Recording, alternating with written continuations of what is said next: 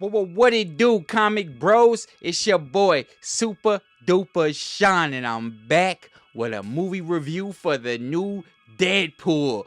Oh yeah! And if you don't know, this is Power of Comics. But before I get into my non-spoiler review, I need y'all to hit that like button, subscribe to the channel, because we a small channel and we just trying to grow, and I need y'all help to grow, man. If y'all really rock with Super, please hit that like button. It's free, it don't cost you nothing.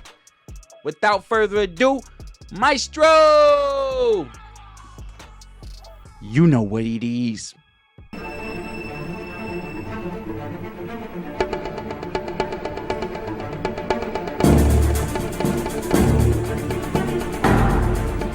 So of course we are talking about Deadpool and Wolverine, because I just left the premiere and I gotta say, did they hit every mark? No, but close enough. I really enjoyed this movie. It did start off with a bang. I mean, from the first scene, you already know they're leaning into what makes Deadpool great, and that's what makes this movie great. They're not really breaking the mold or trying to change nothing, but they are really leaning into what makes Deadpool great. The jokes in here were top tier. I would say that the writing was very top tier. Nothing too over the head. I mean, punchlines hitting. I gotta say, this is probably one of the best Marvel releases this year, if not the best Marvel release. Ryan Reynolds killed it. He actually got better. Like, how could he get better, right? Because he was already knocking these Deadpool roles out the park. If you say Hugh Jackman is the king of Wolverine, then you gotta say Ryan Reynolds is the king of Deadpool. When he's gone, I don't know how they will get a man to replace him playing Deadpool, because man, he gets better. I mean, it was like every scene, and some of the jokes wasn't even that funny, but with his acting style, he just bodied it, bro. He just bodied it. There were a lot of surprises in here, a lot of surprises, and I love how they kind of was leaning into the story of, like, you know, Wade putting the suit down for a minute and not really knowing what to do with his life.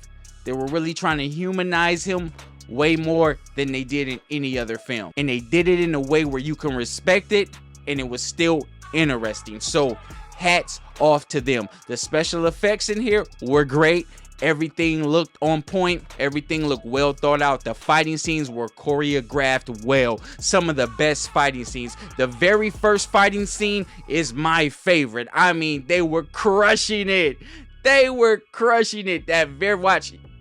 If y'all ain't seen it, that very first fight scene, man, knocks it out the park, and it sets you up for what the rest of the movie will be.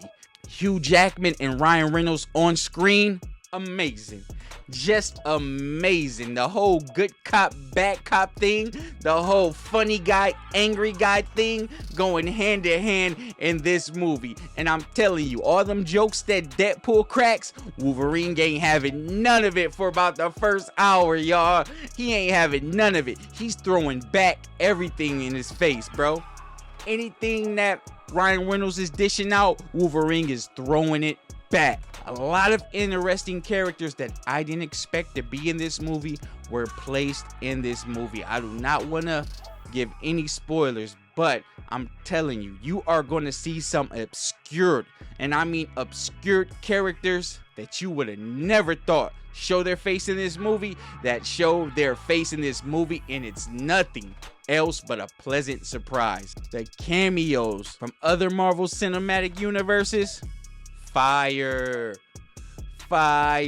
man. I just want to tell you, but I can't. I just want to tell y'all what I can't, man. But essentially, at this core, this movie is a multiverse movie. It's about timelines, you know, and with Deadpool's timeline being in danger of being wiped out because it has no timeline anchor, because his timeline anchor was, you guessed it, Logan from the Logan movie, who, you know, sacrificed himself for young X-23 to go up. So Deadpool has to go from timeline to timeline, find a Wolverine and take a Wolverine back to his timeline to save his world. Now, we all know things don't always unfold the way we think they're gonna unfold. End credit scenes, funny as hell. I mean, sometimes I did feel like they might have overdid it with the comedy, but it wasn't as bad as Love and Thunder comedy. It wasn't bad like that, but they did sometimes I felt like, okay, when is Deadpool gonna get serious? Because sometimes sometimes the boy can get serious and really get down to business, but it wasn't to the point to where I didn't want to watch it or anything like that. I found the movie to be overall great. I was happy I paid my money to go see it. I watched it in 3D, and that was just amazing. The whole experience of the movie was great. And if I had to put a ranking on it, I will give this movie an 8 out of 10. I'm your boy, Super Duper Deuces.